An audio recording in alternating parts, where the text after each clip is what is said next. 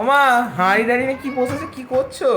এই দেখ না, এটা হচ্ছে নবদ্বীপের ক্ষীর দই। কালকে তোর বাবা ওই নবদ্বীপের ওখানে গেছিল, তো এনেছে। বন্ধুরা দেখো, ক্ষীর দই এনেছে। কেমন ছোট্ট হাঁড়িতে একটা দই। ক্ষীর আছে না দই আছে? জানি না, আমি কোনোদিনও খাইনি, এই প্রথমবার এনেছে। তো খেয়ে দেখা যাবে কিরকম। দেখ কি শক্ত হয়ে বসেছে।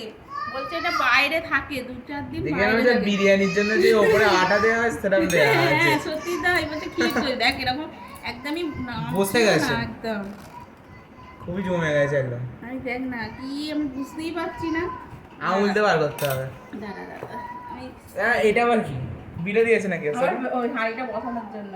দেখ একদম পুরো যেন মনে হচ্ছে সেই, কি বলবো, ক্ষীর যে বলছে যে ক্ষীর দই, হ্যাঁ। শুধু সেই রকমই মনে হচ্ছে। দাঁড়া একটু টেস্ট করি, হ্যাঁ কেমন হয়েছে। চলো টেস্ট করে একটুখানি দেখি কেমন। হুম, খুব ভালো খেতে বন্ধুরা, খুব ভালো খেতে। যদি তোমরা ওদিকে কোথাও কোনোদিনও যাও, তো ওখান থেকে কিনে নিয়ে এসে খাবে।